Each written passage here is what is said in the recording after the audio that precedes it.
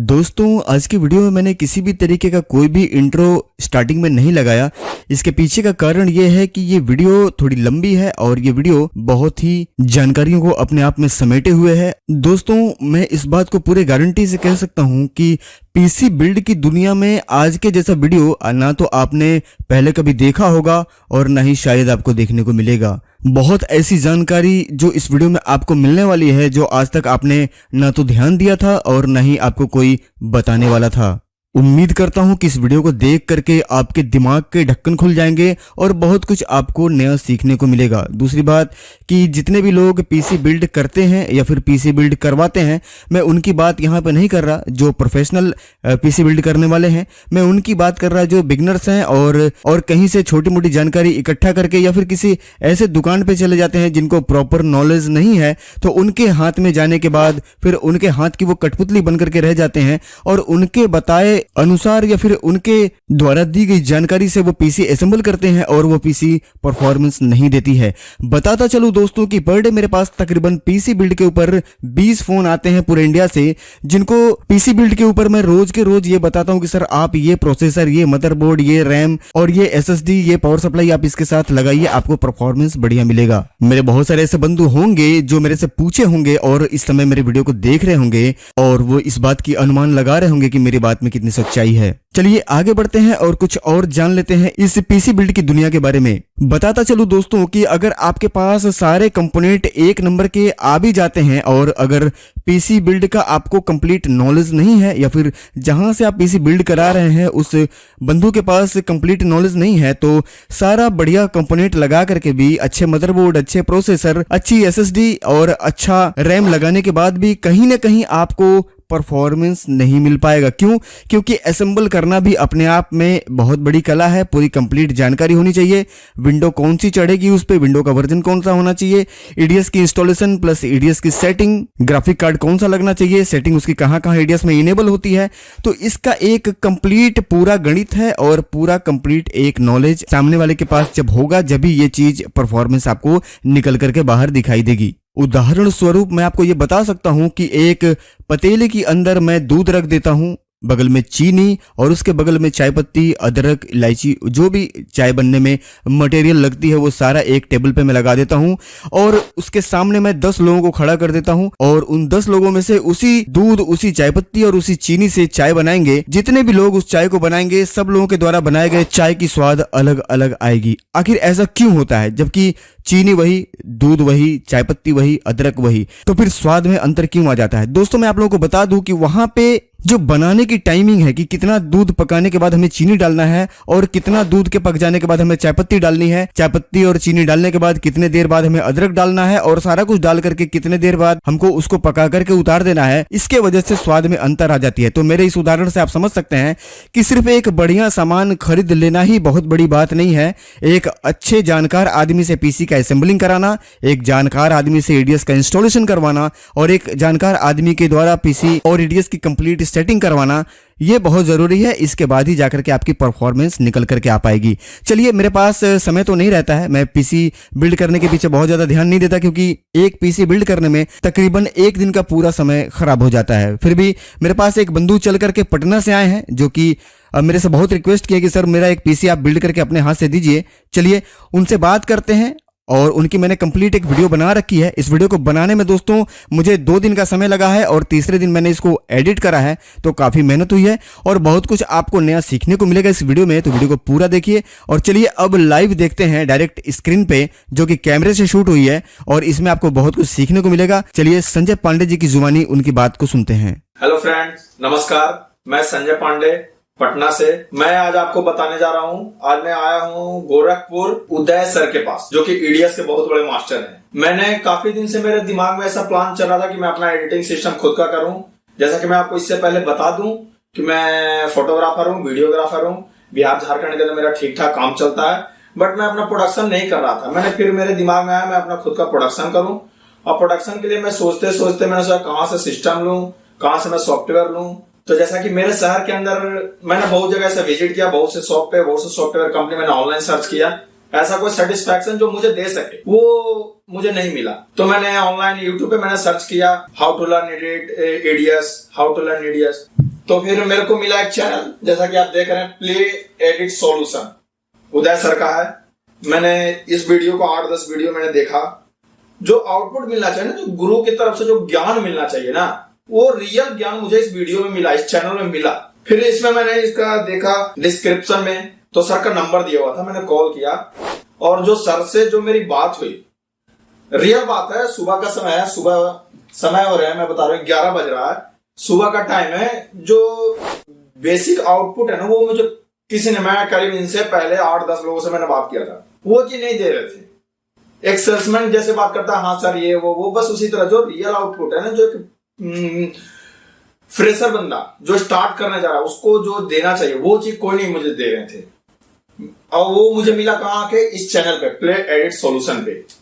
And मैंने sir से बात किया तो सर ने बोला कि ठीक है आप आ जाओ गोरखपुर। और मैं कल शाम में 4 बजे गोरखपुर से, सॉरी पटना से मैं अपने चला हूं, जो कि ज्यादा दूरी नहीं है। ये मेरा टिकट आप देख सकते हैं। हम 2 लोग आए हैं, ये मेरे साथ मेरा छोटा भाई है सुजीत।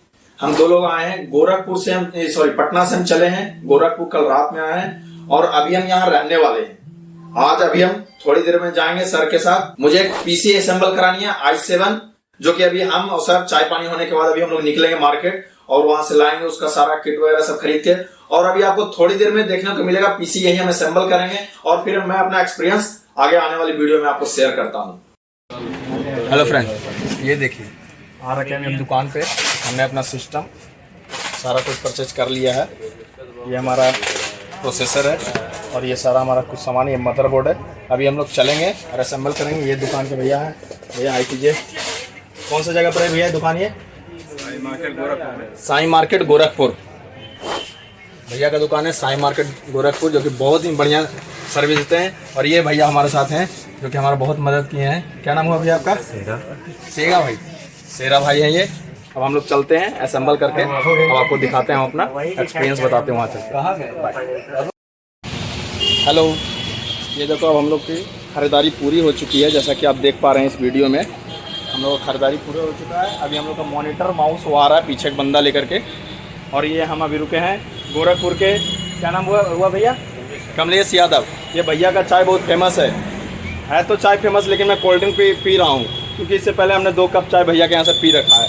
बहुत ज़्यादा गर्मी है। अभी हम लोग चलेंगे ऑफिस में, वहाँ असेंबल करेंगे। उसको असेंबल करने के बाद हम लोग देखेंगे प्रोजेक्ट चढ़ा के इस पर रेंडर करके इसका एक्सपीरियंस क्या होता है वो मैं आपसे शेयर करूँगा। और हमारे उदय सर के ऑफिस में अभी हम लोग चलने वाले हैं। यहाँ से थोड़ा सा कोल्ड ड्रिंक पी के चिल हो लूँ, ठंडा हो लूँ, गर्मी क्योंकि बहुत ज़्यादा है। साई मार्केट में आते हैं कंप्यूटर का पार्ट में, जैसा कि आपको मैंने दिखाया था उस शॉप में। तो ये हमारे कमलेश भैया हैं, इनके पास जरूर आइए। भैया बहुत अच्छे चाय बनाते हैं, बहुत अच्छा बिहेवियर है। चाय से ज़्यादा मिठास इनके व्यवहार में है। चाय तो पिलाएंगे सारे, ये आपका बहुत अच्छा व्यवहार इनका। ठीक है, फिर हम लोग मिलते हैं। तो फाइनली दोस्तों, हम और संजय पांडे जी मार्केट से जाकर के अपना सामान सारा लेकर के आ गए हैं। ये इसका बिल है। बिल भी हम आप लोगों को मेंशन कर देंगे, क्या सामान मिला है और क्या रेट का हम लोगों को लगा है। ये बात की बात है, इसको हम बाद में दिखा लेंगे आप लोगों को। और यहाँ पे सारे सामान हैं, जैसा कि गत्ते के अंदर देख पा रहे होंगे। तो ये सारा सामान निकाल करके काउंटर पे लगाते हैं और एक एक चीज़ की हम आपको जानकारी देते जाएंगे कि क्या सामान है, क्या उसकी फ्रीक्वेंसी है, क्या रेट लगा है, उसकी परफॉर्मेंस क्या है, और कंप्लीट पीसी असेंबल करके मैं आपको दिखाने वाला हूँ। दोस्तों, ये गीगाबाइट का Z590D मदरबोर्ड है, अल्ट्रा ड्यूरेबल मदरबोर्ड है ये। और इसका जो सॉकेट नंबर यहाँ पे आप देख पा रहे होंगे, 1200 नंबर का सॉकेट है। Z590 में 1200 नंबर का ही सॉकेट इंटेल ने बनाया है। चलिए विस्तार से बात करने लग जाएंगे तो बहुत टाइम लग जाएगा। वीडियो बनाना हमको छोटा और पूरी जानकारी भी इस वीडियो के अंदर देनी है। बाकी इसमें बहुत सारे फीचर्स हैं जो कि यहाँ पे आप देख पा रहे होंगे। इसका VRM वगैरह बहुत तगड़ा है, इसकी हीटसिंग भी बहुत अच्छी है और इसमें बहुत सारी फैसिलिटी है जो कि 9th और 10th जनरेशन के बाद जो अपडेट हुआ था ये 11 में, वो सारा कुछ इसमें आपको मिलने वाला है। चलिए बाकी इसको ओपन करते हैं। यहाँ से हम इसको, अभी ये सील पैक आप देख पा रहे होंगे।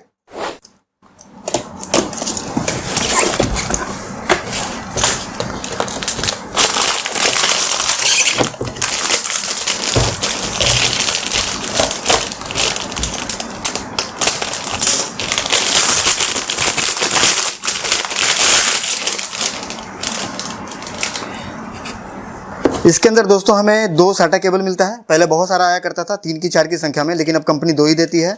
ये पीछे का पैनल है जो कि आपके कैबिनेट के अंदर लगेगा। ये M.2 NVMe का पेज है, किनारे रखते हैं। इसके अंदर भी M.2 NVMe का पेज है, इसको भी हम किनारे रखते हैं। आपको दिखाई दे रहा होगा एक पेज है इसके अंदर। ये मैनुअल बुक है जिसको पढ़ने की हमें कोई ज़रूरत नहीं है, कोई भी नहीं पढ़ता, किनारे रखेंगे। दोस्तों एक जानकारी मैं यहाँ पे आप लोगों को विशेष रूप से दे दूं कि ज़्यादातर मेरे दोस्त जो कंप्यूटर असेंबल करवाते हैं और जानकारी के अभाव में वो मदरबोर्ड की सीडी को या तो फेंक देते हैं या फिर इसकी महत्व नहीं समझते हैं या फिर ऐसे जगह रख देते हैं कि दोबारा मिल नहीं पाता है। तो मदरबोर्ड का बहुत बड़ा रोल है ड्राइवर का मदरबोर्ड में, और इसके अंदर इसके ओरिजिनल आपको ड्राइवर मिलती है। तो कभी भी जितना कंप्यूटर की अपनी आप हिफाजत करते हैं, इससे ज़्यादा आपको इस सीडी की हिफाजत कर करके रखनी है, ठीक है। तो ये आपको ध्यान देना है। बाद बाकी मैं ये भी बता दूं कि अगर मदरबोर्ड की आपकी सीडी गुम हो गई है तो आप डायरेक्ट गीगाबाइट के वेबसाइट पे जाकर के भी इसका ड्राइवर डाउनलोड कर सकते हैं, लेकिन अगर सीडी है तो रखने में कोई बुराई नहीं है। चलिए इसको भी हम अंदर पैक कर देते हैं और किनारे रख देते हैं। दोस्तों हमने यहाँ पे अपने मदरबोर्ड के डब्बे के ऊपर मैंने अपना मदरबोर्ड रख रखा हुआ है। अब इसके ऊपर हम लगाएंगे प्रोसेसर।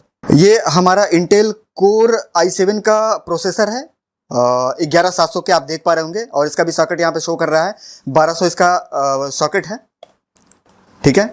ये प्रोसेसर है, यहाँ पे आपको दिखाई दे रही होगी। ये भी सील पैक है, इसको भी हम ओपन करते हैं। यहाँ से आप देख पा रहे होंगे ये सील है।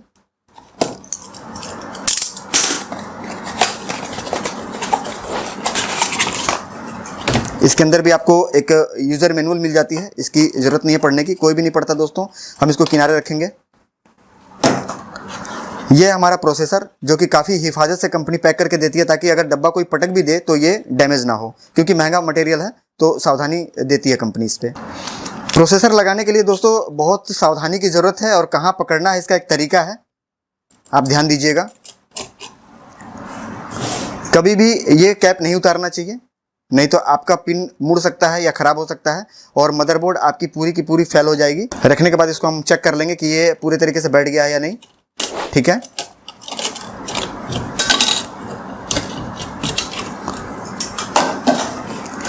दोस्तों हमने मदरबोर्ड के अंदर प्रोसेसर फिट कर दिया है बिल्कुल बेहतर तरीके से। अब आगे हम इसके ऊपर लगाएंगे रैम। रैम में दोस्तों हमने यहाँ पे 8 GB की 2 स्टिक ले रखी है, और कभी भी मैंने सारे वीडियो में आपने बताया हुआ है कि कभी भी जब भी आप रैम यूज़ करें सिंगल स्टिक कभी ना लगावें। अगर 32 लगानी है तो 8 की 4 लगा लें, या 16 की 2। अगर 16 GB यूज़ करनी है तो 8 की 2 स्टिक यूज़ करें, क्योंकि रैम अगर आप सिंगल यूज़ करते हैं तो आपको कभी भी पीसी परफॉर्मेंस नहीं देगा। चलिए इसको भी ओपन करते हैं और अपने बोर्ड में लगा करके आप लोगों को दिखाते हैं। यह भी सील पैक है दोस्तों, ये आपके सामने ही खुल रहा है, देखिए।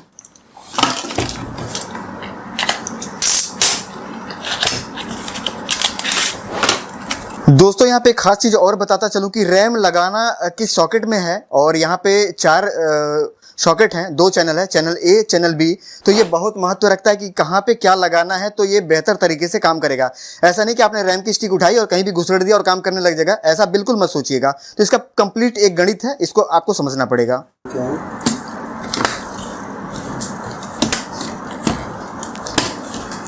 रैम कभी भी आप प्रेस करें दोस्तों तो बहुत ही सावधानी से, क्योंकि अगर आपका हाथ स्टेबल नहीं है, थोड़ा भी अगर मुड़ेगा तो रैम टूट सकती है या फिर मदरबोर्ड ही बीच से क्रैक हो सकता है। तो ये बहुत ही सावधानी से करें। अगर आपके समझ में नहीं आ रहा है तो किसी प्रोफेशनल जो पीसी असेंबल करते हैं, आप अपना पीसी वहां से असेंबल करें, या अगर मेरे पास आकर के मेरे हाथ से असेंबल कराना चाहते हैं तो मेरे से फ़ोन करके मेरा एड्रेस लेकर के आप मेरे पास आ सकते हैं। यह है दोस्तों हमारा M.2 NVMe SSD, जिसकी की फ्रीक्वेंसी 3300 मेगाहर्ट्ज पर सेकेंड है। और ये एक चीज़ और यहाँ पे मैं आप लोगों को थोड़ा सा श्योर करता चलूँ कि पूरी मदरबोर्ड में लगने वाले जितने भी कंपोनेंट्स हैं, आप मदरबोर्ड को बाहर डब्बे पे रख करके ही असेंबल करें बेहतर तरीके से, और असेंबल करने के बाद तब जाकर के मदरबोर्ड को आप पीसी में डालें। क्योंकि अगर मदरबोर्ड आप पीसी में पहले फिट कर देंगे तो उसके बाद ये सारे कंपोनेंट लगाना आपके लिए काफ़ी मुश्किल हो जाएगा और बेहतर तरीके से आप फिट नहीं कर पाएंगे। तो चलिए इसको भी ओपन करते हैं। ये सील पैक है, ये बड़ा खूबसूरत सा प्यारा सा है दोस्तों, और बड़ा नाजुक सा है। ये सारी चीज़ें मैं आप लोगों को बता दूं कि बहुत ही सावधानी से काम करने की ज़रूरत है। अगर खुद को आपको नॉलेज ना हो तो कभी भी एक्सपर्ट का राय ले लें या एक्सपर्ट के पास चले जाएं और उनके देख रेख में ही काम करें।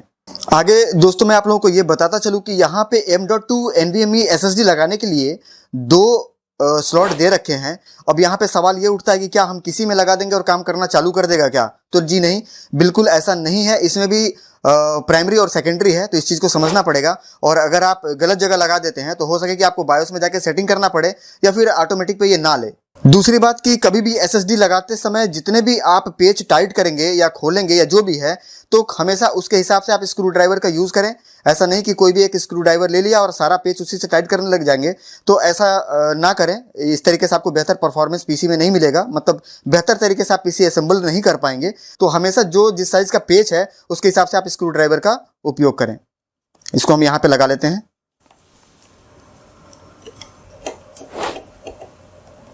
सीपीयू कूलर में दोस्तों कई सारे लोग ऐसे हैं जो कूलर मास्टर का लगाना ज़्यादा बेहतर पसंद करते हैं, लेकिन कूलर मास्टर से कम प्राइस में हमें ये जीमैक्स का मिल जाता है और ये उससे काफ़ी बड़ा है, उससे बेहतर इसकी स्ट्रक्चर है और उससे ज़्यादा ये कूलिंग करता है। फैन भी उससे इसकी बड़ी है और ये देखने में भी खूबसूरत है। तो मैं डब्बा खोल करके अभी आप लोगों को दिखाता हूँ। यहाँ से हम इसको ओपन कर लेते हैं।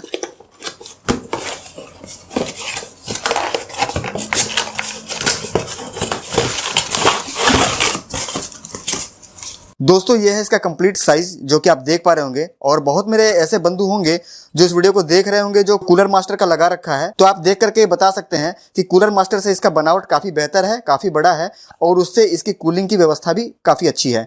कूलर मास्टर में जो ये फ़ैन आप लोगों को मिलेगा दोस्तों, ये काफ़ी छोटी रहती है, इसका फ़ैन भी बड़ा है और इसका कूलिंग का जो ये हीटसिंक दे रखा है इन लोगों ने, ये भी काफ़ी बेहतर है। इसके नीचे एक टेप है, इसको हम हटा लेंगे। और डब्बे के अंदर दोस्तों हमें एक पैकेट मिल जाती है जिसमें इसका पूरा फिटिंग है। आप देख पा रहे होंगे इसमें सारे इसके जितने भी पेच वगैरह और जो भी एंगल वगैरह यूज़ होता है ये सारा इसके अंदर है और एक यूज़र मैनुअल है। अब यहाँ पे मैं आप लोगों को बताता चलूँ दोस्तों कि हर बार यूज़र मैनुअल फेंक दिया जाता था, लेकिन अगर आज तक आप कभी फैन कूलिंग को नहीं लगाया हुआ है तो आपको ये यूज़र मैनुअल पढ़ना बहुत ज़रूरी है। यहाँ पे मैं आप लोगों को बताता चलूँ दोस्तों कि यहाँ पे सारे फिगर बनाए गए हैं और स्टेप 1, स्टेप 2, स्टेप 3 इस तरीके से आप देख करके और इसको लगा सकते हैं, क्योंकि अगर कभी आपने नहीं लगाया हुआ है तो इसको लगाना थोड़ा सा कठिन है। ये मैं आप लोगों को बताता चलूँ। चलिए, क्योंकि मैंने लगा रखा हुआ है तो मैं यहाँ पे सीधा पैकेट खोल लेता हूँ और पैकेट के अंदर का सारा सामान मैं यहाँ पे रख देता हूँ। इसमें कंपनी दोनों तरीके की फिटिंग देती है, AMD के लिए भी और इंटेल के लिए भी। तो इसमें थोड़ा सा समझना पड़ेगा, हमें इंटेल वाला यूज़ करना है, AMD वाला छोड़ देना है।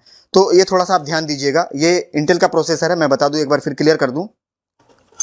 यहाँ पे ये 4 आपको क्लैंप मिल जाते हैं, इसके एंगल जिसको कह सकते हैं हम। इसको हम उठा करके किनारे रख देंगे। अभी यहाँ पे ये जो प्लास्टिक का एक फर्मा दिखाई दे रहा है, हम ये ले लेंगे और इसमें 4 यहाँ पे पेच आपको दिखाई देंगे। ये चारों पेच हम ले लेंगे और चारों पेच को यहाँ पे फंसा देंगे। अब यहाँ पे हम मदरबोर्ड पलट देंगे।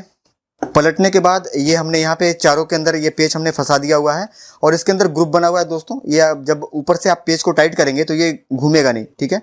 तो पहले थोड़ा सा दूसरे टाइप का आता था, अब ये चेंज हो गया है, यहाँ पे आराम से बैठ जाता है ये। अब ये 4 क्लैंप हैं, 2 एक तरीके का है, 2 एक तरीके का है। एक इसमें AMD का है और एक इंटेल का है। इसको समझने के लिए कि कौन सा इसमें लगेगा, बिल्कुल सिंपल सा फंडा है दोस्तों। जैसे कि आप ये क्लैंप ले लें और इसको इस तरीके से आप चेक कर लें। आप देख पा रहे होंगे इस तरीके से आप चेक करेंगे तो ये दोनों होल के अंदर ये इस तरीके से पड़ जाना चाहिए। तो अगर पड़ जाता है तो ये समझ लीजिए आप कि ये इंटेल का है। और मैं यहाँ पे AMD वाला भी चेक करवा देता हूँ। ये देखिए, आप यहाँ पे अगर लगाते हैं एक पेच में तो दूसरा वाला यहाँ पे मैच नहीं करेगा, काफ़ी बाहर चला जाएगा। ये इतने का डिफरेंस है, आप देख पा रहे होंगे। ये हमारा काम का नहीं है, ये AMD का है, हम इसको किनारे रख देंगे। इस क्लैंप को आगे क्या करना है वो मैं आप लोगों को बताता हूँ, ध्यान से देखिए। यहाँ पे हम इस फैन को थोड़ी देर के लिए अलग कर देंगे दोस्तों, क्योंकि बगैर फैन को अलग किए बेहतर तरीके से इसको नहीं बैठा सकते। पेचकस की मदद से आपको आराम से इस क्लैंप को ओपन करना है। ध्यान देना है कि किसी भी पिन में कोई दबाव ना बने या खराब ना हो। तो हम इसको बहुत ही आराम से ध्यान देते हुए इसको हम ओपन कर लेंगे इस तरीके से। फैन को हम किनारे रख देंगे बिल्कुल सावधानी से। अब आपको ध्यान ये देना है दोस्तों कि इस क्लैंप के अंदर बीच में एक यहाँ पे सुराख दे रखा है, यानी कि जिसमें हमको नट लगाना है, पेच। और ये जो बेस है इसका, इसके अंदर भी 2 पेच है, आप देख पा रहे होंगे। यहाँ पे होल दे रखा है पेच कसने के लिए। तो आपको इस तरीके से आपको लगाना है, इस एंगल में आपको फिट करना है, ठीक है। ये पैकेट है, इसके अंदर का सारा चीज हम यहाँ पे निकाल लेंगे बाहर। तो बड़े पेचकस से एक बार इसको पूरे बेहतर तरीके से टाइट कर लें। और टाइट मतलब इतना ही आपको घुमाना है कि क्योंकि नीचे एल्युमिनियम का प्लेट है तो वो मिस ना कर जाए, क्योंकि अगर एक बार ये मिस कर गया तो फिर आपको फेंक ही देना पड़ेगा, किसी काम का ये रह नहीं जाता है। अब इस फैन को हम नहीं लगाएंगे, इस फैन को भी हम किनारे ही रखेंगे। अब इस हीटसिंक के साथ दोस्तों एक आपको छोटी सी पैकेट मिलेगी इस तरीके से, जिसमें कि इसका पेस्ट है, ये थर्मल पेस्ट के नाम से आता है, यहाँ पे आप देख पा रहे होंगे, डीप कूल का। और ये पेस्ट बहुत ही बढ़िया और बहुत ही इंपॉर्टेंट पेस्ट है। अलग से अगर आप मार्केट से खरीदते हैं तो हो सके कि आपको पेस्ट मिल जाए, बहुत बढ़िया पेस्ट मिल जाए, पर इसकी जो क्वालिटी है ना दोस्तों, ये बहुत बेहतर क्वालिटी है, सालों तक सूखती नहीं है। तो ये आपको बहुत ही ध्यान से इस्तेमाल करना है कि ये इस्तेमाल भी हो जाए और ये खराब ना हो। इसे कटिंग कर लेंगे इसको और धीरे से हम प्रेस करेंगे इसके ऊपर, और ज़्यादा नहीं निकालेंगे, क्योंकि बहुत ज़्यादा अगर आप लगा भी देंगे तो ये दोस्तों फैल जाती है, ये आपके काम का रहेगा नहीं। बहुत ही सावधानी से आपको यहाँ पे लगा देना है, इधर उधर फैले नहीं, ठीक है, बिल्कुल प्रोफेशनल तरीके से। और बाकी जो इसमें लगा हुआ है हम यहाँ पे इसका इस्तेमाल कर लेंगे, बाकी ऐसे ही इसको रख देंगे, हो सके कभी काम में आ जाए। बिल्कुल ध्यान देते हुए, क्योंकि ये मदरबोर्ड का ऊपर का पोजीशन है, तो ये डीप कूल जो लिखा हुआ है या आपका कूलर मास्टर हो, तो ये जो लिखावट है ये उल्टा ना हो, मतलब आपको उल्टा नहीं लगाना है। लगाने के लिए आप दोनों तरफ से लगा सकते हैं, दोनों साइड से लग जाएगा, लेकिन हम सीधा तरीके से ही इसको लगाएंगे। इसके ऊपर आराम से हम फिट कर लेंगे। फिट करने के बाद इसमें 4 आपको पेच मिल जाएंगे जो कि स्प्रिंग के साथ है। पेच को टाइट करते में दोस्तों आपको ध्यान देना है कि कभी भी एक तरफ का पूरा कंप्लीट पेच टाइट करके दूसरे तरफ नहीं आना है।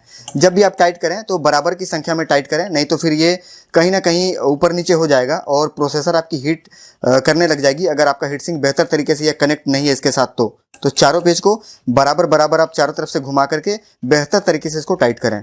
तो दोस्तों कंप्लीट मेरे मदरबोर्ड के अंदर जो जो कंपोनेंट लगाने थे सारे लग चुके हैं। अब रह गया ये फैन। तो इतना काम करने के बाद हमें फैन लगाना है। अब यहाँ पे फिर एक कंफ्यूजन आ गया कि फैन हमारा इस साइड से रहेगा या इस साइड से रहेगा। तो फैन हमारा इस साइड से रहेगा और ये हवा इधर से जाएगी और इस साइड को निकलेगी। क्यों निकलेगी, क्या लॉजिक है इसका, इसके बारे में भी हम आपको अभी बता देंगे। कभी भी फैन लगाने से पहले एक तरफ के पिन को बढ़िया तरीके से आप बैठा लेंगे। मैं आपको घुमा करके दिखा दे रहा हूँ, ये देख रहे हैं, ये बेहतर तरीके से बैठ जाना चाहिए। वापस से आप दूसरे साइड को बिठाएंगे। उस समय भी आपको ध्यान देना है कि ये जो आपका ये ऊपर का जो सिरा है ये आपका एकदम बिल्कुल बराबर होना चाहिए। ऐसा नहीं कि इधर का कहीं और है और ये वाला आपने ऐसा लगा दिया, तो ऐसे काम नहीं करना है आपको। बिल्कुल प्रोफेशनल ढंग से आपको काम करना है। ये दोनों सिरा बराबर होना चाहिए और उसके बाद इसको खींच करके और जहाँ ये मांगेगा, ये खुद ही मांगेगा आपसे, आप इसको बिठा देंगे और ये बिल्कुल फिट कंप्लीट बैठ जाएगा। ठीक है, तो यहाँ तक तो ये हमारा मदरबोर्ड का काम हो गया कंप्लीट। अब हम कैबिनेट उठाएंगे, उसमें पावर सप्लाई वगैरह लगाएंगे और बाकी की जानकारी हम आपको आगे देंगे। फिटिंग किस तरीके से करनी है, वायरिंग कैसे सेट करना है कि आपका वायरिंग जो है वो एयर फ्लो को ना रोके, इसके विषय में हम विस्तार से आगे सीखेंगे और बात करेंगे। ये कैबिनेट बहुत बढ़िया कैबिनेट है और इसका स्ट्रक्चर वगैरह बहुत ही गजब का है। इसमें जो लोहा यूज़ किया है कंपनी ने, मतलब ये समझ लीजिए कि 10 साल भी आप यूज़ करेंगे, इसमें किसी तरीके का कोई मूर्छा वगैरह नहीं पकड़ेगा। बहुत बढ़िया है और इसका मॉडल नंबर आप यहाँ पे देख पा रहे होंगे। यहाँ से कंप्लीट जानकारी आप वीडियो को पॉज करके निकाल सकते हैं। चलिए आगे कैबिनेट को बाहर निकालते हैं और इसके बारे में जानकारी लेते हैं कि इस कैबिनेट में क्या क्या फैसिलिटी है और इसकी बनावट कैसी है, इसकी खूबसूरती क्या है, फैन कितने लगे हुए हैं। चलिए इसको ओपन करते हैं यहाँ से।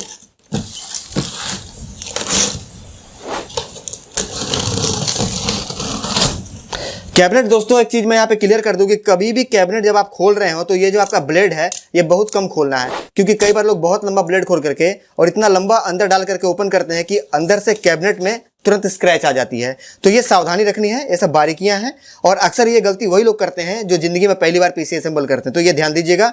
और जब ब्लेड लग जाती है तो फिर वो आपको ये बताते हैं कि भाई साहब ये कंपनी से ही ऐसी आई थी। कंपनी भाई साहब पूरे तरीके से चेक करके और ओके कंडीशन में ही माल पैक करती है। ठीक है, तो ये गलती दुकानदार करते हैं, कंपनी नहीं करती है। तो दोस्तों ये है कैबिनेट का कंप्लीट लुक जो कि आप देख पा रहे होंगे और बहुत ही प्रीमियम, बहुत ही खूबसूरत है। आगे से 3 फैन हैं और तीनों RGB है। साइड की बात करें तो यहाँ पे दोस्तों आप लोग को मिलता है ग्लास, जो कि आवाज सुनाई दे रही होगी आपको। पीछे भी एक फैन है और यहाँ पे दोस्तों आपको 2 फैन लगाने के लिए और ऑप्शन मिल जाती है। ये मैग्नेट फिल्टर है, मैं हटा देता हूं और यहाँ पे आप देख पा रहे होंगे 2 फैन आप यहाँ पे लगा सकते हैं। और यहाँ पे सारा आपका USB और audio pin, mic, power switch और रीस्टार्ट स्विच। अब बढ़ते हैं आगे और इसके अंदर अपना मदरबोर्ड फिट करते हैं और पावर सप्लाई लगाते हैं। उससे पहले हम ये चारों पेज खोल करके इस ग्लास को अलग कर लेंगे। ग्लास को खोलने के लिए दोस्तों हमेशा इस बात का ध्यान दीजिएगा कि कभी ऊपर का दोनों पेज मत खोल दीजिएगा, नहीं तो अगर आपसे सावधानी हटी तो ग्लास तुरंत गिर जाएगी, या फिर ऊपर से अगर ग्लास चल दी तो यहाँ से तुरंत तिरछे में ये ब्रेक हो जाएगा। तो यहाँ पे ये सावधानी आपको देना है। ग्लास कभी भी खोलें तो नीचे का दोनों पेज पहले खोल लें, उसके बाद ही ऊपर का पेज हटाएं और सावधानी पूर्वक इसको इस तरीके से उठा लें। ये पावर सप्लाई है दोस्तों 550 वाट की और ये एंटेक का नया मॉडल है। इसमें बिजली की फ्लक्चुएशन पास नहीं करेगी। दूसरी बात कि इसमें कई सारी फैसिलिटी हैं। अगर पावर सप्लाई के ऊपर पूरी जानकारी चाहिए तो बताइएगा, मैं एक वीडियो बना करके बताऊंगा कि सस्ते पावर सप्लाई में और एक ब्रांडेड पावर सप्लाई में क्या डिफरेंस होता है। फिलहाल इसको ओपन करते हैं और देखते हैं कि इसका अंदर का मटेरियल कैसा है।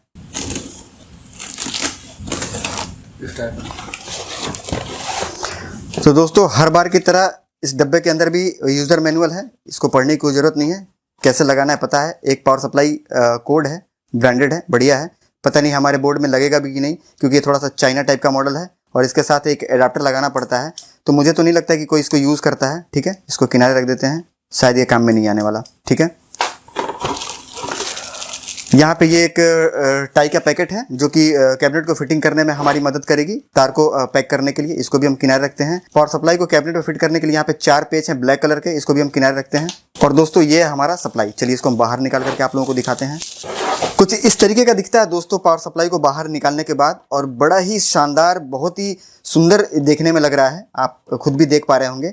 और पूरा हैवी है, भारी है। फैन भी नीचे लगा हुआ है, और वायर तो पूछिए ही मत, वायर में काफ़ी सुधार कर दिया है सारे कंपनी ने। मैं किसी एक कंपनी की बात नहीं करूंगा, चाहे वो कूलर मास्टर हो, कोर्सियर हो, एंटेक हो, सबने अपना वायर काफ़ी लंबा कर दिया है और काफ़ी सुंदर कर दिया है। और ये इसलिए कर दिया है क्योंकि अब ज़्यादातर लोग आरजीबी कैबिनेट यूज़ करते हैं, और आरजीबी कैबिनेट में सारा वायर जो है वो पीछे ला करके असेंबल करना होता है। तो इसलिए तार की लेंथ सभी कंपनियों ने पहले से काफ़ी लंबी कर रखी है। नीचे की तरफ जाली बना हुआ है एयर लेने के लिए, और यहाँ भी नीचे की तरफ फैन है। तो फैन से इस छेद को हम अटैच करेंगे, मतलब इस तरीके से ये लगेगा, ध्यान देना है आपको। ये ऐसे लगाएंगे हम। ये पैकेट है हमारा, इसको हम ओपन कर लेंगे, सारे पेज को हम बाहर निकाल लेंगे। स्क्रू ड्राइवर जो आपको यूज़ करना है दोस्तों, हमेशा इस बात का ध्यान देना है कि मैग्नेट वाला हो तो ज़्यादा बेहतर है, आसानी होती है काम करने में। नहीं तो अगर नॉन मैग्नेट वाला है तो दिक्कत होगा आपको काम करने में। हर बार की तरह ये बताता चलूँ मैं आप लोगों को दोस्तों कि कभी भी कोई भी पेज अकेला पूरा टाइट आपको नहीं करना है। पेज का नियम है टाइट करने का कि एक से अधिक की संख्या में है तो बराबर बराबर आप पेज को टाइट करेंगे। चारों के चारों पेज हमने दोस्तों यहाँ पे लगा लिए हैं। अब हम सबको टाइट करेंगे, क्योंकि किसी एक को अगर आप बेहतर तरीके से टाइट कर दे तो हो सके कि दूसरा जो छेदा है वो अल्टर हो जाए और उसके सेंटर पे ना आए, तो आपको फिर दूसरा पेज लगाने में दिक्कत होगी। ठीक है, यहाँ तक तो आपके समझ में आ गया। पावर सप्लाई हमारी लग गई। पावर सप्लाई लगने के बाद हमारा कुछ पीसी इस तरीके से दिखता है। आगे दोस्तों मदरबोर्ड लगाने के बाद इस तार की फिटिंग हमको ऐसी करनी है कि इस साइड में, जिस साइड हमारा ग्लास रहेगा उस साइड में बिल्कुल तार नहीं दिखना चाहिए, और पीसी का जो लुक है वो बहुत ही बेहतर निकल करके आना चाहिए। इस तरीके से हम वायर का जो है कनेक्शन है वो करेंगे। यहाँ पे दोस्तों मदरबोर्ड लगाने में आपको होगी दिक्कत, तो मदरबोर्ड लगाने से पहले ये फैन हम हटा करके किनारे कर लेंगे। 4 पेच हैं पीछे, आसानी से खुल जाते हैं। खोल लेंगे आप। बहुत जोर लगा करके ना तो आपको खोलना है और ना ही बहुत जोर लगा करके वापस आपको इसको टाइट करना है, क्योंकि ये मटेरियल है प्लास्टिक की। ठीक है, फैन को हम किनारे रख देंगे दोस्तों। अब मदरबोर्ड के अंदर मिलने वाला ये जो प्लेट है इसको हम यहाँ लगा लेंगे। चलिए ओपन कर लेते हैं इसको। इसको लगाते समय आपको ये ध्यान देना है दोस्तों कि ये बेहतर तरीके से बैठ जाए और किसी भी तरीके से, मतलब किसी भी साइड से ये ऊपर ना उठा हुआ हो। ये आपको विशेष रूप से ध्यान देना है। कैबिनेट के साथ दोस्तों, चाहे वो आरजीबी कैबिनेट हो, नॉर्मल कैबिनेट हो, लोकल कैबिनेट हो, ब्रांडेड कैबिनेट हो, कैबिनेट कोई भी हो, एक इस तरीके का आपको पैकेट जरूर मिलेगा जिसके अंदर की इसके फिटिंग करने के लिए पूरा कंप्लीट पेज प्लस इसकी टाई और एक ये छोटी सी स्पीकर, ये सारे साथ में आते हैं। तो ये बहुत पहले लोग यूज़ किया करते थे, अब ये नहीं कोई यूज़ करता है। मन करेगा तो लगा देंगे, नहीं मन करेगा नहीं लगाएंगे। चलिए टाई को हम किनारे रखते हैं और इस पैकेट को हम खोल करके सारे पेज निकाल करके रख लेते हैं। यहाँ पे हमें एक स्टैंड और बढ़ानी है। जैसा कि आप देख पा रहे होंगे, कभी भी मदरबोर्ड जब आप बैठा रहे हो तो मदरबोर्ड की साइज़ के हिसाब से सारा स्टैंड आपको बिल्कुल लगाना ही लगाना है, क्योंकि अगर स्टैंड आप पूरा कंप्लीट नहीं लगाएंगे तो इसी साइड 24 पिन कनेक्टर होती है पावर सप्लाई की। तो अगर ये नहीं रहेगा, सामने वाले बंदे को जानकारी नहीं है, उसने कभी पिन निकाला, अगर ये नहीं कसा हुआ है तो बीच से बोर्ड क्रैक हो जाएगी, ब्रेक हो जाएगा, टूट जाएगी या डिस्टर्ब हो जाएगा।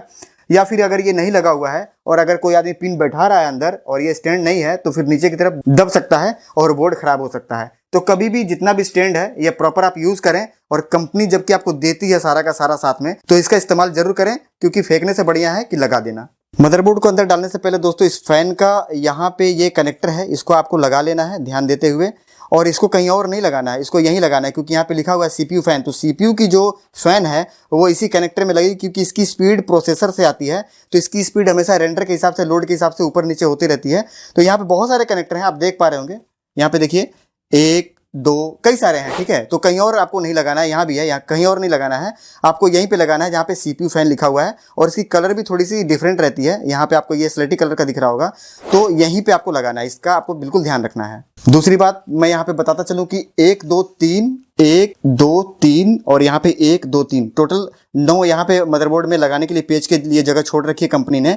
और हमने भी अपने कैबिनेट के अंदर 9 के 9 स्टैंड तैयार कर लिए हैं। अब इसको हम बिल्कुल सावधानी से इसके अंदर डालेंगे और बिना किसी दबाव, बगैर किसी जोर जबरदस्ती के इसको हम आराम से बैठा करके, और जितने भी छेद हैं पहले सबको मिला लेंगे कि सबका छेद दिखाई दे रहा है या नहीं। सबका छेद मिलाने के बाद तब जाकर के हम पेच लगाना स्टार्ट करेंगे।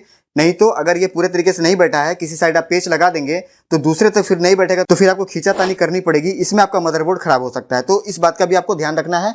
दूसरी बात कि पेच लगाने से पहले आपको पीछे ये देख लेना है कि ये सारा कुछ अपने जगह पे बैठा हुआ है। कोई पिन ऐसा तो नहीं है कि इस सॉकेट के अंदर घुस गई है या फिर मुड़ गई है, या फिर ये तीनों जो ऑडियो का जैक है इसमें से कोई बच तो नहीं गया है घुसने के बगैर, या फिर कोई टंग तो नहीं गया है। तो इसका पूरा कंप्लीट आपको ध्यान रखना है, उसके बाद ही आपको पेच लगानी है। दोस्तों पेच लगाना भी अपने आप में एक कला है। कभी भी पेच इधर से आप ना लगा करके पेच हमेशा इधर से लगाना स्टार्ट करेंगे आप। तो सबसे पहले कहाँ लगाएंगे? सेंटर में लगाएंगे, और फिर वही प्रक्रिया हम दोहराएंगे। पेच कभी भी पूरा टाइट नहीं करना है, सारा फंसा करके हम छोड़ देंगे, और जब सारा का सारा फंस जाएगा और हमें ये लगेगा कि हाँ हमारा मदरबोर्ड बिल्कुल परफेक्ट बैठा है और खेल रहा है एकदम, तो जाकर के हम फिर एक बार फिर पेचकस उठाएंगे और सारे को कंप्लीट टाइट कर देंगे। ठीक है, तो इस बात को भी हमको ध्यान रखना है।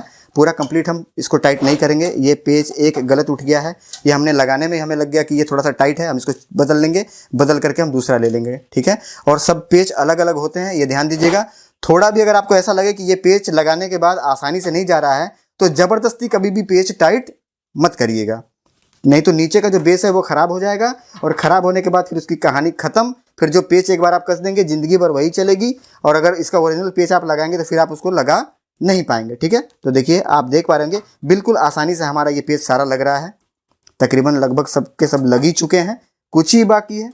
दोस्तों सारे पेच मैंने लगा लिए, सबके सब बिल्कुल परफेक्ट हैं। अब हम एक एक करके सीरियल वाइज इसको टाइट करते चले जाएंगे, और टाइट भी हमें उतना ही करना है जितना कि इसकी ज़रूरत है। ऐसा नहीं है कि ये साइकिल का कोई नट है कि धर के आप पूरा कस देंगे, तो उस कंडीशन में भी, क्योंकि ये बोर्ड जो है वो फाइबर की है तो ये ख़राब हो सकती है। बहुत ही कम आपको टाइट करना है, ब्रेक ना हो, कहीं से ख़राब ना हो, इस बात को ध्यान में रख करके पूरी सावधानी से आपको काम करना है। दूसरी बात कि कभी भी जब भी आप पेचकस आप पेच में लगा रहे हो तो आपका हाथ कांपना नहीं चाहिए, और अगर टाइट करते में आपका पेचकस अगर स्लिप कर जाता है, जिसको कि हम ठरकना कहते हैं, तो उस कंडीशन में कई बार मदरबोर्ड के कंपोनेंट टूट जाते हैं। जैसा कि थोड़ा सा कैमरा इधर लाइए, यहाँ दिखाइए। जैसा कि मान लीजिए यहाँ पे थोड़ा सा रिस्क रहता है, और यहाँ पे जैसे मान लीजिए कई जगह ऐसे हैं ये कंपोनेंट छोटे छोटे जो कि आपको दिखाई नहीं दे रहे होंगे, बहुत छोटे कंपोनेंट हैं, तो इसमें कई बार ये पेचकस स्लिप कर जाएगी, तो इसके जो बगल में प्रिंट है ये कट जाएंगे, तो फिर ये मदरबोर्ड काम करना बंद कर देगा। और ब्रेकेज मदरबोर्ड और बर्निंग मदरबोर्ड कंपनी भी वापस नहीं लेती है, तो आपका तकरीबन 18-19 हज़ार रुपया डूब जाएगा। ठीक है, तो इस बात को आपको बहुत बारीकी से ध्यान देना है, समझना है। कैबिनेट के अंदर दोस्तों हमने पावर सप्लाई लगा ली, मदरबोर्ड हमारा जितना भी कंपोनेंट लगा हुआ था कंप्लीट लगा करके हमने फिट कर लिया।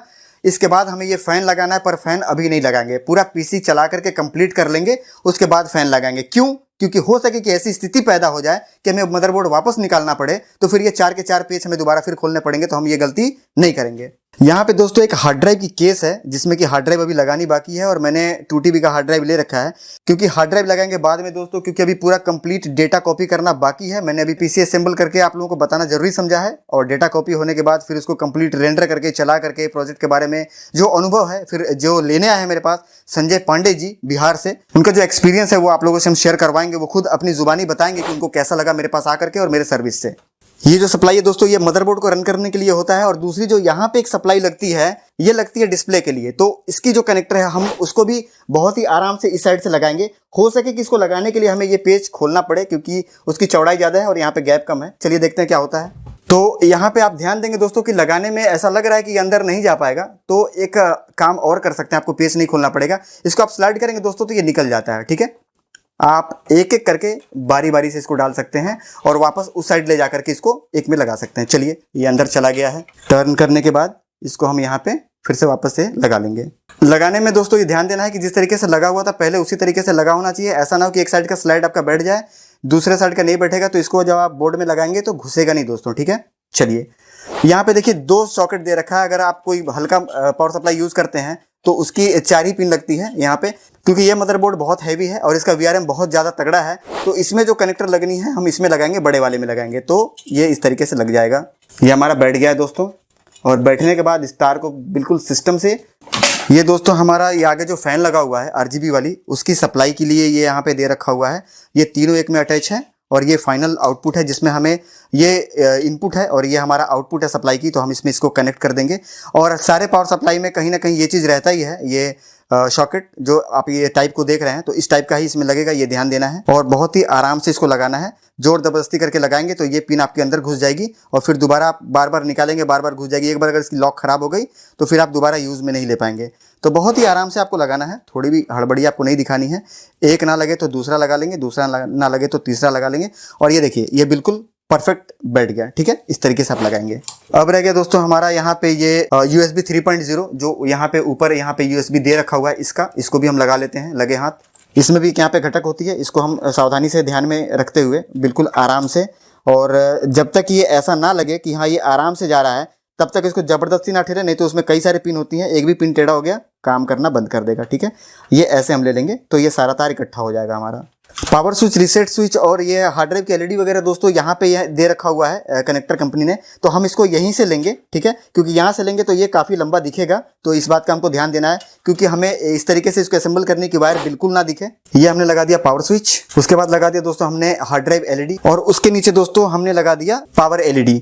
अब इसमें यह है कि पावर स्विच तो क्लियर है क्योंकि शॉर्ट करके उसको चालू होना है, रीसेट स्विच भी क्लियर है क्योंकि उसको भी शॉर्ट करके रीसेट करना है, लेकिन हार्ड ड्राइव LED और पावर LED इस कंडीशन में कई बार ऐसा हो जाता है कि उल्टा लग जाने पे आपका जलेगा नहीं, तो मशीन कंप्लीट जब आपकी चालू हो जाती है तो उस पिन को पलट करके आप चेक कर सकते हैं, और चेक करके अपने अनुसार उसको फिर से आप उसको जला सकते हैं। ये मतलब मेरे कहने का ये है कि उसको वापस से आप दोबारा सही कर सकते हैं।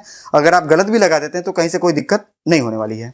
बाकी दोस्तों यहाँ पे हार्ड ड्राइव लगाने के बाद मुझे एक कनेक्टर की जरूरत है जो कि पावर के लिए, यहाँ पे हम एक छोड़ देते हैं, हमें इसी वायर के अंदर मिल गया है, इसी में हम ये सप्लाई भी निकाल लिए हैं और यहीं से ये भी ले लेंगे। और बाकी का ये पूरा कंप्लीट अभी हमारे यूज़ का नहीं है, तो हम क्या करेंगे, इसको हम टाई कर देंगे। टाई करने के बाद इसको आराम से इसके अंदर डाल देंगे ताकि फैले नहीं। अब यहाँ पे एक चीज़ और मैं बता दूं कि यहाँ से अगर मैं चाहता तो हार्ड ड्राइव के पावर के लिए एक वायर और मैं ले सकता था, लेकिन 2 वायर बाहर निकालने का मतलब कि और ज़्यादा झंझट, तो क्योंकि यहाँ पे है ही है तो मैं इसी का यूज़ करूंगा और इसको मैं अंदर डाल दूंगा ताकि पीसी के अंदर पूरी कंप्लीट सफाई बनी रहे, और क्योंकि जब ज़्यादा सफाई रहेगी तो धूल धक्कड़ भी साफ करने में आसान रहेगा। पैनल से आने वाले 2 पिन, एक ऑडियो और एक USB, ये अभी बाकी है। इसको कैसे लगाएंगे बिल्कुल बेहतर तरीके से, तो ये ध्यान देना है कि ऑडियो वाला हमेशा पिन पीछे की साइड होता है, हम इसको यहाँ से ले लेंगे। यहाँ से थोड़ा सा जगह हमेशा रहता है सारे CPU के अंदर, तो हम यहाँ से ले लेंगे इसको अंदर।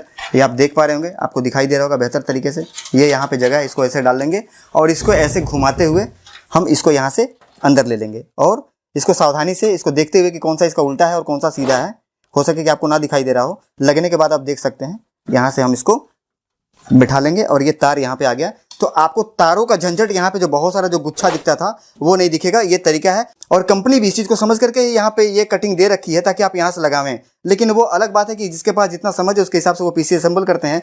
कई सारे लोग तो यहीं से घुसेड़ देते हैं और पूरा यहाँ पे पूरा मकड़ा का जाल बना करके रख देंगे, पूरा पीसी में एकदम वायरी वायर दिखाई देता है। तो आप ऐसा ना करें, आप यहाँ से लगावें। तो एक वायर उसमें से और बच जाती है, जैसा कि मैं दिखा चुका हूँ USB वाली। तो USB वाला ये पिन है, और इसमें USB के कई सारे पोर्ट हैं, 1 2, ठीक है, 2 से अधिक, कई बार 3 भी होते हैं। 2 तो स्पष्ट रूप से दिख रहे हैं, तो हम यहीं से उठा लेंगे। ये हमारा पिन है, और इसमें भी उल्टा सीधा होता है, ये आपको ध्यान देना है। तो इसको समझ करके सावधानी से, वो आप देखेंगे तो आपको पता लग जाएगा कि सही वाला साइड कौन सा है, तो उसके हिसाब से आप लगा लेंगे और बिल्कुल सावधानी से। अब ये देखिए, ये कंप्लीट हमारा पीसी असेंबल लगभग हो चुका है। वायर सिर्फ उधर टाई करना है, बाकी सारा हमने वायरिंग कर दिया। और आप देख करके बताइएगा वीडियो के कमेंट में कि कितने वायर आपको दिखाई दे रहे हैं। बिल्कुल साफ सुथरा काम है, बिल्कुल कहीं से कोई तामझाम नहीं है इसके अंदर। अब फाइनली हम इसका जो वायरिंग है इसको हम टाई करेंगे, और बिल्कुल साफ सुथरा हमको ये दिखाना है। तो स्टेप बाय स्टेप हम आगे बढ़ेंगे। ये हमारा टाई है जो इसके साथ मिला हुआ था। सबसे पहला टाई हम यहाँ पे लगाएंगे। दोस्तों, कभी भी टाई लगाते समय इस बात का आपको ध्यान रखना है कि कभी भी टाई को आपको पूरा टाइट कभी नहीं करना है। सारा एक बार जब बिठा लेंगे तो फाइनल टाइट किया जाता है, नहीं तो फिर तार की स्थिति नहीं बन पाती कि यहाँ से बेंड है या फिर आगे से बेंड होगा तो आप इसको घुमा नहीं पाएंगे। तो पहले आप इसका पूरा ये तैयार कर लें कि कैसे कहाँ लेकर के हमको जाना है, फिर आगे स्टेप बाय स्टेप बढ़ते जाएंगे और इसका जो पैकिंग है वो करते जाएंगे। एक टाई यहाँ पे आप लगाएंगे, दूसरा ये ऐसे आएगा, यहाँ से इसको इस तरीके से बेंड करेंगे, ठीक है। दूसरा टाई हम यहाँ पे कोने पे मारेंगे ताकि ये तार यहाँ से नीचे नहीं लटके। टाई को बहुत ज़्यादा आपको टाइट नहीं करना है, नहीं तो ये तार मुड़ जाएगा, ये ध्यान रखना है आपको। और कभी भी टाई जब आप मारे तो इस बात का ध्यान में रखें कि ये बहुत ज़्यादा मोटा ना हो जाए, नहीं तो ये आपका बैठेगा नहीं। तो इसको इस तरीके से बराबर कर लेंगे। ये हमने एक पिन छोड़ रखा हुआ है जो कि हमें हार्ड ड्राइव में देनी है, तो इसको हम इस तरीके से लेकर के चलेंगे कि इसका जो लेंथ है वो बरकरार रहे, ख़राब ना हो लेंथ। तो यहाँ पे मैंने क्लिप लगाई है, ये यहाँ से ये वायर यहाँ पे आ गया, ये सारा आप देख पा रहे होंगे बिल्कुल सिस्टम से। और यहाँ पे इसका क्लैंप भी इस तरीके से दे रखा हुआ है, मैंने इस पर टाइट कर दिया हुआ है ताकि ये वापस से इधर नहीं आएगा, ठीक है। ये सारे बैंड मैंने यहाँ पे लगा करके तार को बैंड कर दिया हुआ है, और बैंड लगा करके इसको अगर हम ज़्यादा टाइट करेंगे तो ये मोटा हो जाएगा, फिर इधर का जो ये प्लेट है वो नहीं बैठेगी। तो इसको कभी भी इतना ही टाइट करें कि ये तार इकट्ठा रहे पर तार मोटा ना हो, ठीक है। अब यहाँ पे मैंने एक पावर केबल छोड़ रखा हुआ है जो पावर सप्लाई है उसकी, क्योंकि हमें हार्ड ड्राइव में लगाना है। ठीक है, बाकी सारा कुछ कंप्लीट है। आप देख पा रहे होंगे इधर से जो आपको ये लुक दिख रहा है, ये इसका फाइनल लुक है। अब इसमें कुछ भी नहीं होना। ठीक है, ये एक पावर केबल हो गई और वापस से हम इसको पलट देते हैं। अब आप यहाँ भी देख पा रहे होंगे कि ये इसकी जो है ये अंदर आ गया। ठीक है, ये इसका फाइनल लुक है। ठीक है, तो आप बेहतर तरीके से देख पा रहे होंगे, कोई भी तार का यहाँ पे तामझाम नहीं है, बिल्कुल क्लियर और साफ हमारी पीसी दिख रही है और आरजीबी पीसी है। इधर से ग्लास लगेगा तो ये देखने में काफी सुंदर लगेगा, रात के टाइम में, दिन के टाइम में भी सुंदर लगेगा। ठीक है, तो ये हमारा हो गया कंप्लीट आगे से, और पीछे से आप बेहतर तरीके से इसको देख सकते हैं। ये फाइनल हमारा इसका लुक है। अब इसमें कुछ भी नहीं करना, अब हमें डेटा कॉपी करना है, हार्ड ड्राइव लगानी है और इसकी इंस्टॉलेशन करनी है, बस कंप्लीट। अब आगे दोस्तों ये बताते चलें कि इनको जो मॉनिटर मैंने दिलवाया है वो है AMD का, सिंक फ्री है और ये लेनोवो कंपनी का है। बहुत ही बढ़िया मॉनिटर है, अगर आप लेना चाहते हो तो इस मॉनिटर को ले सकते हैं। मेरा खुद का एक्सपीरियंस है कि बहुत बढ़िया मॉनिटर है, क्योंकि मैं डेल का बहुत बड़ा फैन था और डेल तकरीबन मैं पिछले 7-8 साल से चला रहा हूँ। डेल में कंप्लेन आने के कारण मुझे एक ऐसा ब्रांड चाहिए था जिसमें कंप्लेन ना हो और पिक्चर क्वालिटी बहुत बढ़िया हो। तो कहने का मतलब ये है दोस्तों कि ये फुल IPS है, नो प्रॉब्लम। और ये तो मैंने इनको दिलवाया हुआ है। यहाँ पे आप देख पाएंगे मैं पहले से ही एक लेनोवो ले रखा हूँ और मेरा खुद का इस पे एक्सपीरियंस बहुत बढ़िया है। और इसका एक्सपीरियंस बढ़िया होने की वजह से ही अब मैं सबको लेनोवो ही दिलवा रहा हूँ। जैसा कि मैं यहाँ पे जो संजय पांडे जी हमारे पास आए हैं उनको मैं ये दिलवाया हूँ, और फिलहाल मैं इसको खोल करके और इसका डिस्प्ले टेस्ट करने वाला हूँ। चला करके इसको बहुत ज़्यादा यूज़ नहीं करूँगा, क्योंकि चलाने के लिए स्टैंड लगाना पड़ेगा और फिर इसको वापस पैक करना, तो ये एक लंबा प्रोसेस हो जाएगा। डिस्प्ले टेस्ट करके वापस से इसको पैक कर देंगे। चलिए आपके सामने ही खोल लेते हैं इसकी पैकिंग, क्योंकि ये सील पैक है, आप देख पा रहे होंगे। ये ब्रांड की लगी हुई है, अलग से कोई टेप नहीं लगा हुआ है यहाँ पे। चलिए यहाँ से हम इसको ओपन कर लेते हैं। इसमें मिलता है दोस्तों एक पावर केबल, और ये पावर केबल जो है ये हमारे जो कस्टमर हैं संजय पांडे जी, ये इसको यूज़ कर पाएंगे, क्योंकि ये इंडियन केबल है, आप देख पा रहे होंगे, और ये काम में आ जाएगा। ये बढ़िया है। CPU के साथ भी, पावर सप्लाई के साथ जो आया है केबल, उस कंपनी को भी ऐसे ही देना चाहिए था। पता नहीं क्यों उस तरीके का देते हैं लोग, समझ में नहीं आता। यूज़ कर नहीं पाएंगे हम तो फिर देने का क्या मतलब है। और सभी लोग जानते हैं कि इंडिया में उस तरीके का केबल नहीं यूज़ होता है, तो और इंडिया में माल बिक रहा है, इंडिया में माल भेज रहा है, तो इस तरीके का केबल उनको देना चाहिए, नहीं तो फिर नहीं देना चाहिए, सीधी सी बात। और जो उसका पैसा बनता है 50 रुपये 100 रुपये, जो भी कंपनी इसको कास्ट एंटर करती है उसके अंदर, उसको माइनस कर देना चाहिए, या फिर एक बढ़िया केबल देना चाहिए। ऐसा मेरा सोचना है। आप लोगों को क्या लगता है कमेंट करके बताइएगा। चलिए इसको किनारे रखते हैं। इसके साथ एक और आपको ये मिल जाता है केबल, ये HDMI केबल है। तो जितने भी लोग 11 जनरेशन PC असेंबल करवा रहे हैं और साथ में अगर मॉनिटर ले रहे हैं, तो ये ध्यान में रखें कि ये केबल जो है आपका डायरेक्ट कभी यहाँ पे नहीं लगेगा।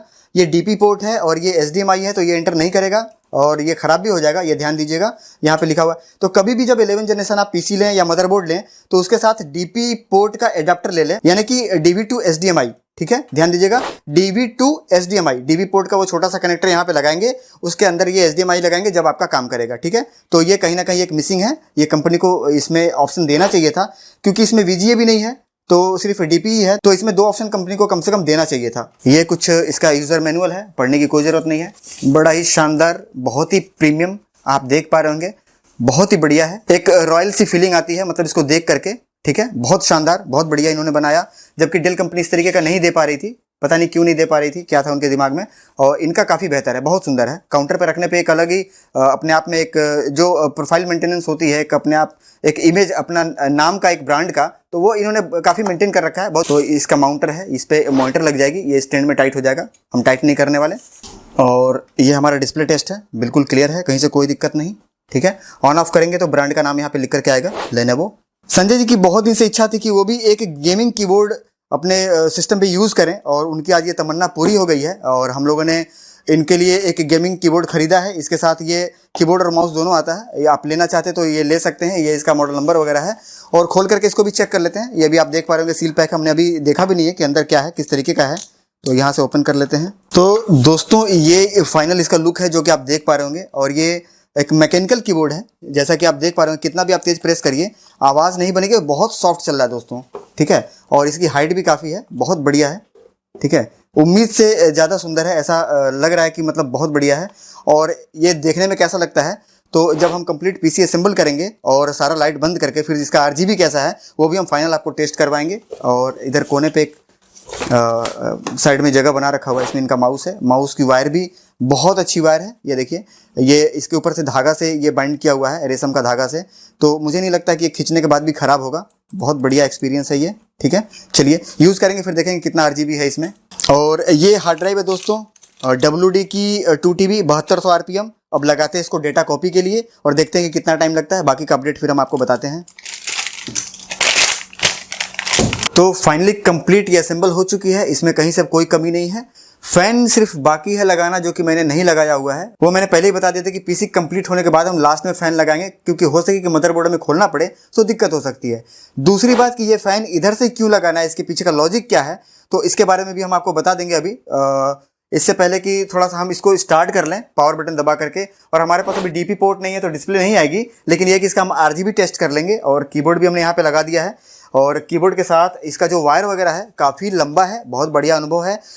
इसकी RGB कैसी है, किस तरीके से दिखती है, और इस जो केस है, जो ये कैबिनेट है, इसकी RGB कैसी दिखती है, ये कंप्लीट हम लाइट को ऑफ करके और हम आपको एक बार दिखाएंगे।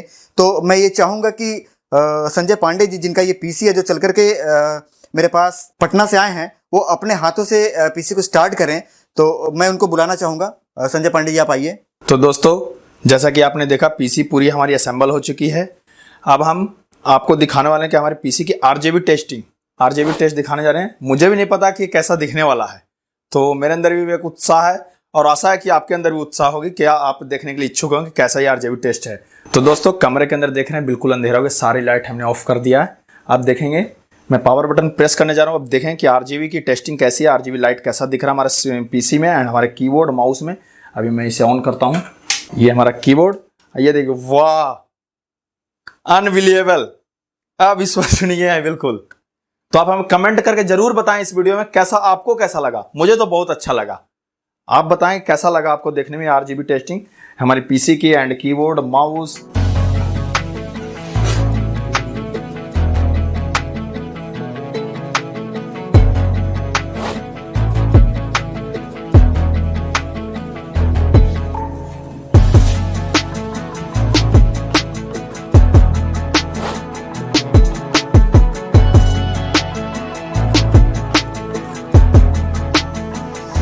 तो दोस्तों, जैसा कि आप देख रहे हैं अभी तक कि हम लोग PC गए मार्केट से, सब उसका सामान लाए हैं। जो हमारे सर हैं, उदय सर, उन्होंने असेंबल किया बड़ी मेहनत के साथ, बहुत समय दिया इसमें। और हमने RGB टेस्ट भी कर लिया कि हमारा PC कैसा है, हमारा कीबोर्ड माउस कैसा है, RGB टेस्ट।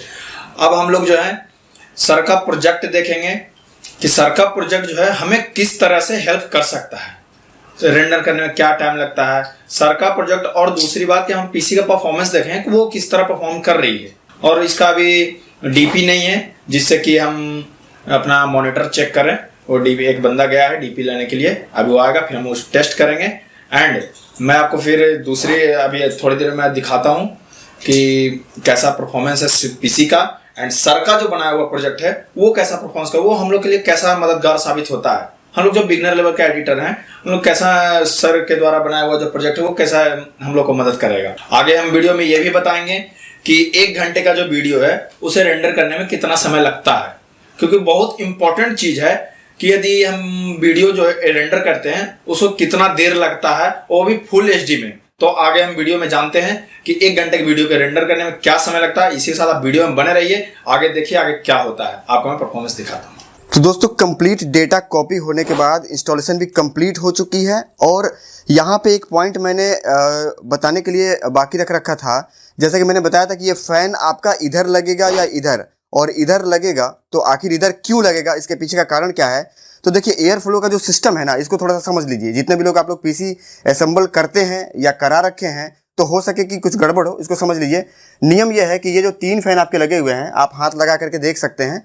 जब अपना PC का आप ढक्कन खोलेंगे तो आगे से ये जो फैन है, ये तीनों, ये आगे से हवा लेती है और PC के अंदर डालती है। और डालने के बाद फिर ये फैन जो है वो एयर का फ्लो, क्योंकि आगे से पीछे की तरफ है तो ये भी पीछे की तरफ ही जाना चाहिए। तो ये ठंडी हवा अंदर आएगी, ये ठंडी हवा को लेगी, अपना हीटसिंक को ठंडा करेगा और इसको पास करते हुए बाहर निकालेगा।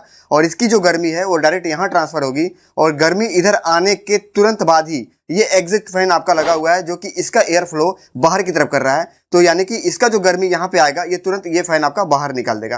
यानी कि PC के अंदर किसी भी तरीके का कोई भी आपकी गर्मी रुकेगी नहीं। इधर से ठंडी हवा आई, यहाँ गई, यहाँ से ये निकाली, यहाँ और ये निकल गई। और मैं आपको क्लियर करा दूं, सबसे पहली चीज ऊपर जो फैन लगाते हैं, तो ऊपर जो आप यहाँ पे फैन लगा रहे हैं, थोड़ा नीचे दिखाइए यहाँ से, तो यहाँ पे अभी फैन नहीं लगा है, ठीक है, क्योंकि अब गर्मी कम हो गई है। तो ये हो सके कि संजय पांडे जी आगे चल के फैन लगा सकते हैं।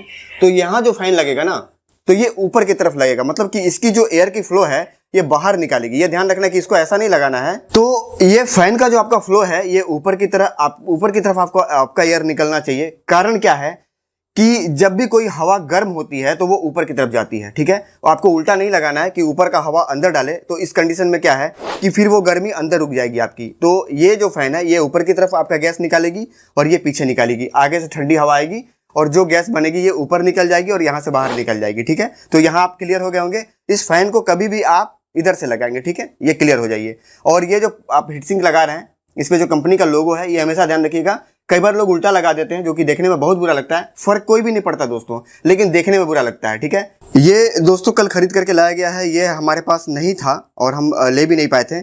इसका नाम है डीपी पोर्ट, यानी कि डिस्प्ले पोर्ट। 11 जनरेशन मशीन अगर आप ले रहे हैं तो ये पोर्ट आपको लेना ही पड़ेगा। और ऐसा अगर मार्केट जा रहे हैं, 11 जनरेशन मशीन असेंबल कर रहे हैं, आपके पास एक HDMI मॉनिटर है, तो अगर ये पोर्ट आप मार्केट से नहीं खरीद रहे हैं तो ये डायरेक्ट केबल आप मदरबोर्ड में नहीं लगा पाएंगे। तो ऐसी गलती मत करिएगा। मार्केट गए हैं तो याद करके जैसे सारा कंपोनेंट ले रहे हैं वैसे आपको डीपी पोर्ट भी लेना जरूरी है। ये मार्केट में आपका मार्केट के हिसाब से 500-600 रुपये का आपका ये मिल जाता है, तो ये आप ले लीजिएगा। और यहाँ पे एक चीज़ मैं और आप लोगों को बताता चलूँ दोस्तों, इस वीडियो में ही कवर कर लूँ कि यहाँ पे ये 250 GB का ये SSD लगा हुआ है M.2 NVMe। इसके बाद अगर आप दूसरा SSD लगाते हैं तो जस्ट इसके ऊपर वाले पोर्ट में यहाँ पे ऑप्शन दे रखा हुआ है, स्लॉट है, तो यहाँ पे लगाएंगे। यानी कि जो प्राइमरी वाली है वो यहाँ लगेगी और सेकेंडरी वाली यहाँ लगेगी। अगर ये वहाँ लगा देते हैं तो कोई जरूरी नहीं कि ऑटोमेटिक पे ये ले, हो सके कि फिर बायोस में जाकर के आपको सेटिंग चेंज करना पड़े, जब जाकर के आपका वहां पे शो करेगा ये SSD। तो नियम के हिसाब से आप काम करें, प्राइमरी यहाँ लगावें, इसके बाद अगर आपको लगाना है तो सेकेंडरी आप वहां पे लगाएंगे। ये भी आपको ध्यान में रखना है। तो ये कंप्लीट फाइनल है। अब जिनका ये पीसी है, संजय पांडे जी जो कि चल करके पटना से आए हैं, आप सब लोग जानते हैं इस बात को, तो उनसे एक बार बात कर लेते हैं कि इस सॉफ्टवेयर पे जो कि इंस्टॉल हो चुका है, इधर आप देख पा रहे होंगे, इस पे उनका अनुभव कैसा है, रेंडर की टाइमिंग क्या है, ये मैं नहीं बताऊंगा, वही बताएंगे। और पीसी किस तरीके से काम कर रहा है, पीसी से वो कितने प्रभावित हैं या फिर नहीं है, उनसे बात करते हैं और उनसे जानते हैं। तो दोस्तों जैसा कि सर ने बताया कि पीसी के बारे में, पीसी असेंबल किया, उसमें सर के द्वारा बनाए हुए प्रोजेक्ट डाले, इसमें इंस्टॉल किया गया। एंड उसके बाद जो 1 घंटे का रेंडर है, जो वीडियो एडिटर के लिए सबसे महत्वपूर्ण काम है ये रेंडर करना, जो कि काफी समय लग जाता है लोग को, एक कैसेट बनाने में बहुत समय लग जाता है, वो मुश्किल से 12 मिनट से भी कम में यहाँ पे रेंडर मिला हुआ। और इन सर के जो प्रोजेक्ट हैं, जो इनके टाइटल हैं, जो इनके सॉन्ग हैं, जो कि मार्केट से बहुत ही डिफरेंट, बहुत ही यूनिक हमें देखने को यहाँ मिला है। जो एक्चुअल चीज, जो मैं इतने दूर से, मैं पटना से आज गोरखपुर में हूँ, वो एक्चुअल मैंने आपने आंखों से देखा। ये मेरा भाई पीछे सुजीत पांडे खड़ा है, इसने इस पे बैठा 1.5 घंटे इस पे काम किया। उसका 1.5 घंटे कंटिन्यू हम देख रहे हैं कि इसका क्या वर्क हो रहा है, बिल्कुल स्मूथ वर्क हो रहा है। सर का जो प्रोजेक्ट है काफी नंबर 1 प्रोजेक्ट है। और मैं तो ये कहूंगा कि सर के आप ग्रुप में जुड़िए, सर से किसी प्रकार का हेल्प लें। सर के पास यदि ज्यादा नहीं समझ तो सीधा आ जाएं गोरखपुर, सर से बात करें। रेंडर जो समय लो वो सबसे बड़ा मेरे को पसंद आया, 12 मिनट से कम में। जैसा कि मैंने अभी कई सारे प्रोजेक्ट मैंने इस पे चलाया, कई सारे प्रोजेक्ट इस पे मैंने ओपन किया, कहीं भी कोई टाइमलाइन में हैंगिंग नहीं आ रहा है, नहीं कोई डेटा का मिसिंग आ रहा है, बहुत स्मूथ ये वर्क कर रहा। सर के द्वारा जो प्रोजेक्ट बनाएगा वो मुझे काफी पसंद आया है, ये मेरा फीडबैक है। तो आप भी यहाँ सर से जुड़े। एंड रियल बात है, जो सर हेल्प कर रहे हैं, मुझे नहीं लग रहा कि मार्केट में कोई ऐसा हेल्प करने वाला है। जो एक्चुअल चीज है मैं बता रहा हूँ। एक बार मैं ये जरूरी समझ रहा था दोस्तों कि फाइनल कंप्लीट एक्रेलिक ग्लास लगा करके आप लोगों को दिखा दूं कि कैसा दिख रहा है। कंप्लीट मैंने कई बार पीसी दिखाया आप लोगों को, पर ये ग्लास नहीं लगी हुई थी। और ये ग्लास प्लास्टिक नहीं है दोस्तों, ये कांच है। आवाज सुनाई दे रही होगी। तो ये कंप्लीट ये फाइनल लुक है अब, और ये अब पीसी पैक होगी। दूसरी बात की जो मुझे बताना था इस पीसी के बारे में, जो डीप नॉलेज, वो मैंने आप लोगों को बता दिया है। बाद बाकी हो सके कुछ छूट गया हो, अगर कुछ छूट गया है तो वीडियो में कमेंट करके जरूर बताइएगा। नेक्स्ट पीसी अगर मैं असेंबल करूंगा, टाइम मिला मुझे, तो मैं कंप्लीट वीडियो बना करके उस चीज को उसमें कवर करने की पूरी कोशिश करूंगा। चलते हैं दोस्तों, हम लोग जा रहे हैं अपने जगह पटना। बहुत अच्छा लगा सर के पास आके। आप लोग से ये कहूंगा कि आप लोग भी सर से मिलिए, कोई भी समस्या सर से पूछिए, ना हो तो सर के नए पीसी असेंबल कोई भी प्रॉब्लम हो तो सर से प्लीज कॉन्टैक्ट कीजिए। एंड यहाँ आके सर से मिलिए, बहुत अच्छा लगा। सर उनका एक्सपीरियंस रहा बहुत अच्छा है, एकदम बेटर, बहुत अच्छा एक्सपीरियंस रहा। अब हम लोग निकल रहे हैं, बाय बाय, टाटा।